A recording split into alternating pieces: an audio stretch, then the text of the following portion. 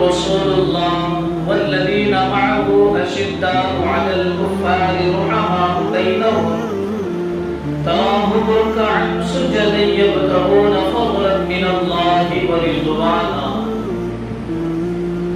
صدق الله العظيم.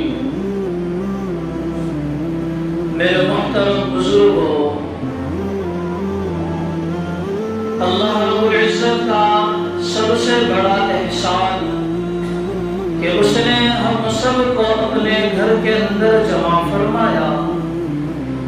نہیں تو دنیا کے اندر ایسی بہت ساری مخلوقات ہے، بہت سارے انسان ہیں جو آج بھی اللہ کے گھر سے دور ہے، بلکہ یوں کہہ لو اللہ نے ان کو منتخب نہیں کیا اپنی عبادت کے لیے. اور یہ ذی الحج کا مہینہ چل رہا ہے. اس مہینے کے اندر ہم دو اعمال سے گزرے ہیں. ایک حاجی لوگ اپنے اپنے حج کے فریضے کو انجام دے رہے ہیں یا دے چکے ہیں، اور دوسرا عمل اس مہینے کے اندر قربانی والا عمل تھا جس کو اللہ رب العزت نے استطاعت دی تھی. انہوں نے اپنا اپنا فریضہ انجام دیا ہے. بڑے بد نصیب ہیں وہ لوگ جو استطاعت ہونے کے باوجود، مال و دولت رکھنے کے باوجود، خود پر قربانی واجب ہونے کے باوجود اپنی جانب سے قربانی کا فریضہ انجام نہیں دیا. ان لوگوں کے لیے بڑی ہلاکت بھی ہے اور بڑی بد نصیبی ہے. اور اسی کے ساتھ ساتھ ذی الحج کے مہینے کے اندر ایک بہت بڑا واقعہ ہے کہ حضرت عثمان غنی رضی اللہ تعالی عنہ کی شہادت ہوئی. ہم سب کے لیے جاننا ضروری ہے کہ حضرت عثمان غنی رضی اللہ تعالی عنہ کون ہے، کیسی زندگی گزاری ہے، اللہ کے رسول صلی اللہ علیہ وسلم کے ساتھ کیسا عشق تھا، اور امت محمدیہ صلی اللہ علیہ وسلم کو کیا سبق دیا ہے. 18 ذی الحج کو ان کی شہادت کا واقعہ پیش آیا. تقریباً آج سے 1411 سال پہلے ان کی وفات ہوئی. 1411 سال پہلے حضرت عثمان غنی رضی اللہ تعالی عنہ کی شہادت ہوئی ہے. سن 35 ہجری کے اندر حساب اگر لگا لیا جائے تو 1411 یا 1412 سال بنتے ہیں. اس سے پہلے ان کی شہادت کا واقعہ پیش آیا. زندگی کیسی گزاری حضرت عثمان بن عفان رضی اللہ تعالی عنہ نے. اللہ کے رسول صلی اللہ علیہ وسلم کو خطاب ہو رہا ہے وَكُلًّا نَقُصُّ عَلَيْكَ مِنْ أَنْبَاءِ الرُّسُلِ کہ قرآن مجید کے اندر اللہ رب العزت نے انبیاء علیہ السلام و تسلیم کے واقعات کو بیان فرمایا، اور مقصد یہ تھا نثبت بہ ما فؤادک کہ اللہ رب العزت ہمت عطا فرمائے، حوصلہ عطا فرمائے. انبیاء علیہ السلام و تسلیم کے واقعات کا ذکر کرنے کا یہی مقصد ہے کہ سننے والوں کے اندر ہمت پیدا ہو جائے، حوصلہ پیدا ہو جائے. حضرت عثمان غنی رضی اللہ تعالی عنہ کو اللہ رب العزت نے پیدائشی طور پر بردبار بنایا تھا، یعنی حوصلہ مند پیدا فرمایا تھا. اور ایسے حیادار تھے، ایسے حیادار تھے، ایسے شرم والے تھے کہ جب سے اسلام کے اندر شامل ہوئے ہیں، اسلام جب سے قبول کیا ہے، اللہ کے رسول صلی اللہ علیہ وسلم کے ہاتھ کے اوپر ایسے بیعت کی ہے کہ میں اسلام کے اندر داخل ہوتا ہوں. اس وقت سے لے کر مرتے دم تک حضرت عثمان غنی رضی اللہ تعالی عنہ نے اپنا ہاتھ اپنی شرمگاہ کو نہیں لگایا.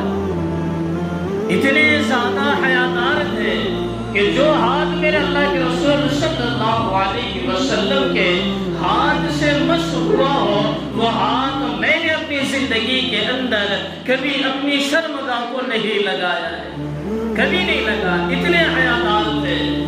غسل خانے کے اندر غسل کر رہے ہیں، اجازت ہے، بغیر کپڑے بھی پانی نہا سکتے ہیں، کپڑے اتار کر بھی نہا سکتے ہیں، لیکن حضرت عثمان غنی اتنے حیادار تھے کہ جب سے اسلام قبول کیا ہے تہبند باندھ کر غسل خانے میں غسل کیا کرتے تھے، اتنے حیادار تھے اور حوصلہ مند اتنے تھے۔ اللہ رب العزت نے اتنی دولت ان کو عطا کی تھی، مکہ اور مدینہ کے بڑے تاجروں میں ان کا شمار ہوتا تھا۔ ہم آج کی زبان میں بزنس مین جس کو کہتے ہیں، ملین ٹریلین ڈالروں کے جو مالک تھے، بزنس مین جسے کہتے ہیں، اس دور کے حضرت عثمان غنی رضی اللہ تعالی عنہ بزنس مین بڑے تاجروں کے اندر ان کا شمار ہوتا تھا۔ اللہ کے رسول صلی اللہ علیہ وسلم کی خدمت میں اپنے مال کو ایسے بچھا دیا کہ اللہ کے رسول صلی اللہ علیہ وسلم کہنے لگے کہ عثمان آج کے بعد اگر تو کوئی بھی عمل کر لے، کوئی بھی کام کر لے، اللہ کی ذات سے یہ امید ہے کہ تجھ سے کسی عمل کے بارے میں بھی سوال نہیں کیا جائے گا، کہ اتنا زیادہ مال اللہ رب العزت کے لیے قربان کیا تھا حضرت عثمان غنی رضی اللہ تعالی عنہ۔ اگر کسی گاؤں کا اگر پانی بہت زیادہ میٹھا ہے، بہت خوشگوار ہے، پینے میں اگر لذیذ ہے، چلتے چلتے اگر کسی گاؤں کا پانی اگر انسان پی لے اور یہ کہے کہ ہاں یہاں کا پانی بڑا ہی لذیذ ہے، بڑا خوشگوار ہے، بڑا عمدہ پانی ہے، تو زندگی بھر اس گاؤں کا پانی یاد رکھتا ہے۔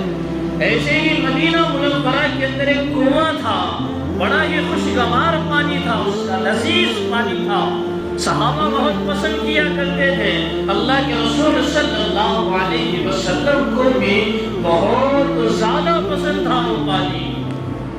لیکن وہ پانی ایک یہودی، پانی کا کنواں ایک یہودی کے کھیت کے اندر تھا، اس کے باغ کے اندر وہ کنواں تھا اور وہی اس کا مالک تھا اور بڑے دام لے کر پانی بیچتا تھا وہ، کیونکہ پانی کی قلت تھی اور وہ ایک ہی کنواں تھا جہاں سے اچھا پانی پینے کے لائق پانی مل سکتا تھا، تو یہودی زیادہ پیسے لے کر پانی دیا کرتا تھا۔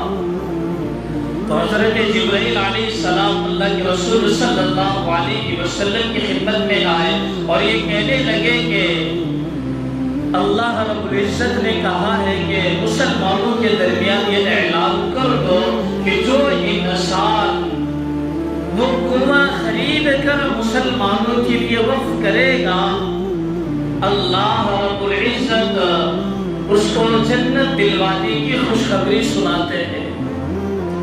جب حضرت عثمان غنی رضی اللہ تعالیٰ عنہ کے کان کے اندر یہ آواز پڑی کہ صرف ایک کنواں خرید کر دینے پر اللہ رب العزت جنت کا وعدہ کرتے ہیں، تو حضرت عثمان کہنے لگے کہ اللہ کے رسول یہ وعدہ میرے لیے بھی ہے یا نہیں، کیونکہ میں مالدار ہوں، تاجر ہوں، مال و دولت ہے، خرید سکتا ہوں، کیا یہ خوشخبری میرے لیے ہے یا نہیں؟ تو اللہ کے رسول نے کہا ہاں یہ خوشخبری تمہارے لیے بھی ہے۔ حضرت عثمان غنی اٹھے اور اس یہودی کے پاس گئے، بڑے تاجر تھے حضرت عثمان غنی، بڑے تاجروں کے اندر ان کا شمار ہوتا تھا، تو وہ یہودی حیرت میں پڑ گیا کہ آج اتنا بڑا تاجر میرے گھر کے پاس آیا ہے، میرے گھر پر اتنا بڑا تاجر، اتنا بڑا بزنس مین میرے گھر پر آیا ہے، کیا بات ہے؟ حضرت عثمان نے کہا کہ میں تمہارا کنواں خریدنا چاہتا ہوں، اس کی کیا قیمت لگاتے ہو؟ تو وہ یہودی بھی بڑا ہوشیار تھا، دل ہی دل کے اندر یہ سوچنے لگا کہ اب تو اس کنویں کی ڈیمانڈ بڑھنے لگی ہے، صحابہ پسند کرنے لگے اس پانی کو، اور رسول اللہ صلی اللہ علیہ وسلم بھی اس کنویں کا پانی پسند کرنے لگے ہیں، تو اس نے ذہن کے اندر سوچا اور ایک بڑی رقم لگائی، بہت زیادہ بڑی رقم لگائی، ہم گمان بھی نہیں کر سکتے اتنی بڑی رقم لگائی اس کنویں کو بیچنے کے لیے، اتنی قیمت ہے، لیکن میری ایک شرط ہے، میں پورا کنواں نہیں بیچوں گا بلکہ آدھا کنواں بیچوں گا، یہودی کیا کہنے لگا کہ میں آدھا کنواں بیچوں گا۔ حضرت عثمان پریشان ہو گئے، آدھا کنواں بیچنے کا کیا مطلب ہے؟ آدھا کنواں بیچنے کی کہیں پر اجازت بھی نہیں، اور بیچا بھی کیسے جا سکتا ہے؟ آدھے کنویں کو الگ بھی نہیں کیا جا سکتا۔ تو یہودی کہنے لگا کہ اس کا یہ مطلب ہے کہ ایک دن آپ پانی بیچے، دوسرے دن میں پانی بیچوں گا۔ یہودی یہ سمجھ رہا تھا کہ حضرت عثمان پانی بیچنے کے لیے کنواں خرید رہے ہیں۔ اس یہودی کو معلوم نہیں تھا کہ یہ کنواں خرید کر مسلمانوں کے لیے وقف کر رہے ہیں۔ تو حضرت عثمان سمجھ گئے کہ اللہ کے رسول صلی اللہ علیہ وسلم کو یہ کنواں بہت زیادہ پسند ہے، اس وجہ سے یہودی ایسی شرط لگا رہا ہے۔ حضرت عثمان نے شرط قبول کر لی اور اللہ کے رسول صلی اللہ علیہ وسلم کی خدمت میں پیش کر دیا، اور اللہ کے رسول صلی اللہ علیہ وسلم نے مسلمانوں کے درمیان یہ اعلان کر دیا کہ آج سے یہ کنواں مسلمانوں کے لیے وقف کر دیا گیا ہے۔ اب کسی کو پیسے دینے کی ضرورت نہیں ہے اس کنویں کے لیے، اور اللہ کے رسول نے یہ کہا کہ کنواں اب وقف ہو چکا ہے، کل ہماری باری آئے گی تو ہم پانی بھر لیں گے، اپنے لیے پانی لے لیں گے۔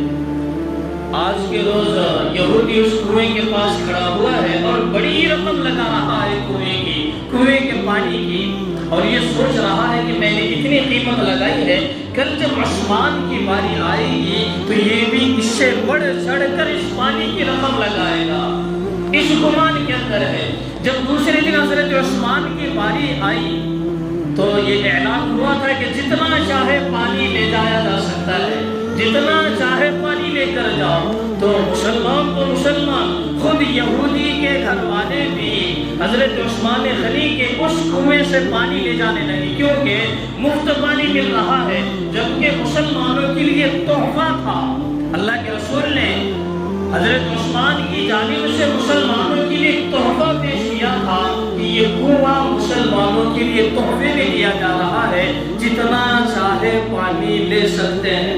تو یہودی بڑا پریشان ہوا۔ تیسرے دن جب اس نے ڈوری لگوائی تو ایک آدمی بھی پانی بھرنے کے لیے نہیں آیا، تو بڑا پریشان ہوا۔ پھر سے میٹنگ بیٹھی اور حضرت عثمان کو بلوایا گیا اور یہ کہنے لگا کہ اب میں پورا کنواں بیچنے کے لیے تیار ہوں۔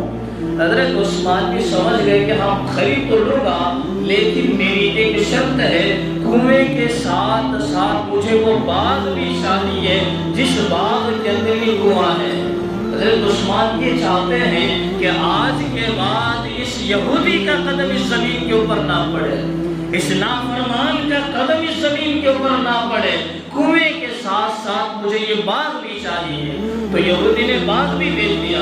تو اللہ کے رسول صلی اللہ علیہ وسلم نے حضرت عثمان کے ذریعے سے اتنی بڑی خدمت کروائی ہے کہ اپنا مال اللہ کے راستے میں خرچ کرتے تھے۔ حضرت عثمان غنی رضی اللہ تعالیٰ اتنے زیادہ سخی تھے کہ اپنا سارا مال دے کر کنواں خرید لیا۔ ایسے بہت سارے واقعات ہیں حضرت عثمان غنی رضی اللہ تعالیٰ عنہ کے زندگی کے۔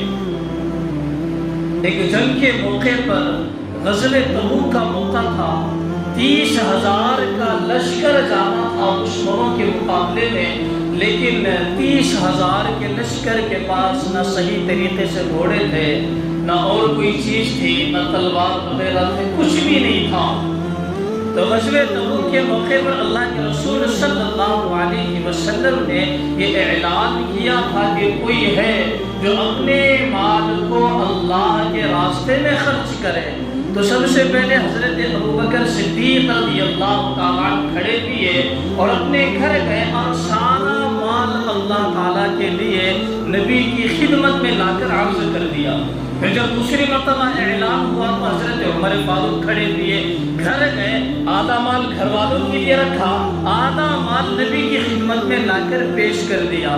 جب تیسری مرتبہ اللہ کے رسول نے آواز لگائی تو حضرت عثمان غنی کھڑے دیے اور یہ کہنے لگے کہ اللہ کے راستے میں میری جانب سے 100 گھوڑے یا 100 اونٹ معذرہ کے جو بھی ساز و سامان اس کے ساتھ لگتا ہے 100 اونٹ میں اللہ کے لیے دیتا ہوں۔ میرے محترم بزرگ دوستو، 100 اونٹ اور وہ بھی زرہ کے ساتھ، تلواروں کے ساتھ، جو بھی ساز و سامان لگتا ہے اس جنگ کو جیتنے کے لیے، وہ سارے ساز و سامان کے ساتھ حضرت عثمان غنی نے دیا تھا۔ پھر اللہ کے رسول نے پھر آواز لگائی اور کوئی ہے؟ تو حضرت عثمان غنی پھر کھڑے ہوئے اور یہ کہنے لگے کہ میری جانب سے 200 اونٹ اللہ کے لیے۔ پھر جب تیسری مرتبہ آواز لگی تو حضرت عثمان غنی پھر کھڑے ہوئے کہ اب میری جانب سے 300 اونٹ اس جنگ کے لیے دیتا ہوں۔ اتنے زیادہ سخی تھے حضرت عثمان غنی رضی اللہ تعالیٰ، اور 1000 دینار اپنے گھر سے لائے اور اللہ کے رسول صلی اللہ علیہ وسلم کی خدمت میں پیش کیا۔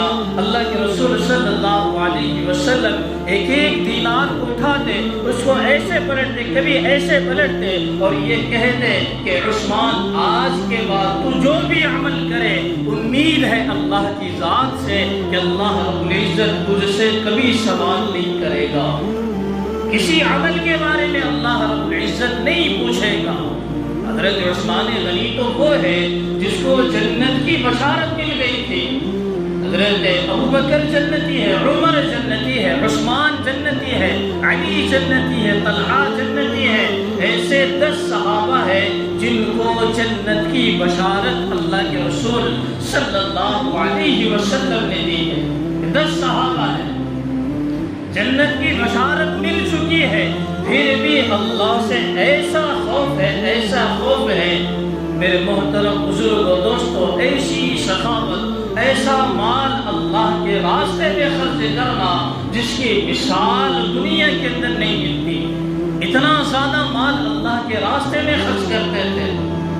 آج کے دور میں اگر کسی کو یہ کہا جائے کہ اللہ کے لیے اپنا مال خرچ کرو، جیب کے اندر ہم ہاتھ ڈالتے ہیں، بڑی مشکل سے ڈھونڈ کر 10 کی نوٹ نکال کر ڈالتے ہیں، پھر بھی یہ سوچتے ہیں کہ 10 کی نوٹ سے ہمارا کیا کام بنتا تھا۔ ہمارے حالات ایسے ہیں، ہم جیب کے اندر ہزاروں روپیہ ہمارے پڑے رہے، پھر ڈھونڈ کر ہم نکالتے ہیں 10 روپے کی نوٹ۔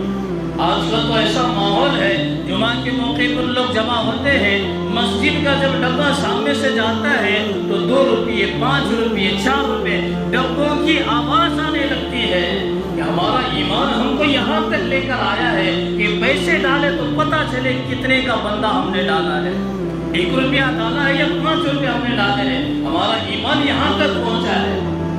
مدینہ منورہ کے اندر جب لوگ ایمان کے اندر داخل ہو رہے ہیں، مسجد چھوٹی سی تھی، مسجد نبوی چھوٹی سی، ایمان کے اندر داخل ہو رہے ہیں، اب جگہ کم پڑ رہی ہے، تو اللہ کے رسول صلی اللہ علیہ وسلم نے یہ اعلان کیا کہ کوئی ہے جو جگہ خرید کر مسجد کے لیے دے دے۔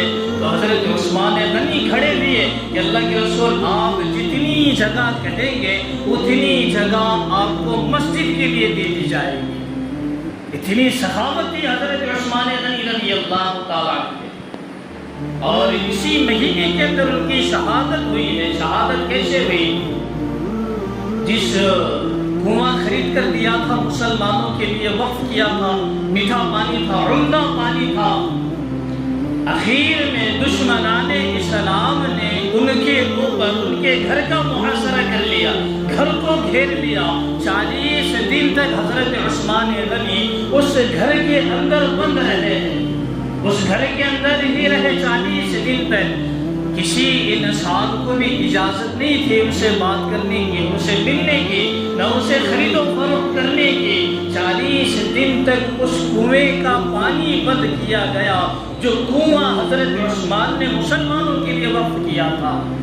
40 دن تک پانی نہیں دیا گیا، کھانا بند کر دیا گیا۔ میرے محترم بزرگ و دوستو، ایسے حضرت عثمان غنی رضی اللہ تعالیٰ عنہ کی شہادت ہوئی ہے۔ ہمیں سبق دیا ہے حضرت عثمان غنی رضی اللہ تعالیٰ عنہ نے کہ اپنے مال کو اللہ کے لیے کیسے خرچ کرتے ہیں، کیسے خرچ کرنا چاہیے۔ جب اللہ کے لیے آواز لگ جائے، جب اللہ کے نام کے لیے یا اللہ کے راستے کے لیے آواز لگ جائے تو کیسے بڑھ چڑھ کر اللہ کے لیے مال کو خرچ کیا جاتا ہے۔ میرے محترم بزرگ دوستو، ایک مرتبہ اللہ کے رسول صلی اللہ علیہ وسلم ایک باغ کے اندر تشریف لے گئے اور ایک صحابی کو حکم دیا کہ اندر کسی کو بھی آنے مت دینا، اجازت لے کر اندر آنے دینا۔ تھوڑی دیر کے بعد حضرت ابوبکر آئے، اجازت لے کر اندر گئے، اجازت مل گئی تو حضرت ابوبکر کو اللہ کے رسول نے سیدھی جانب بٹھایا ہے۔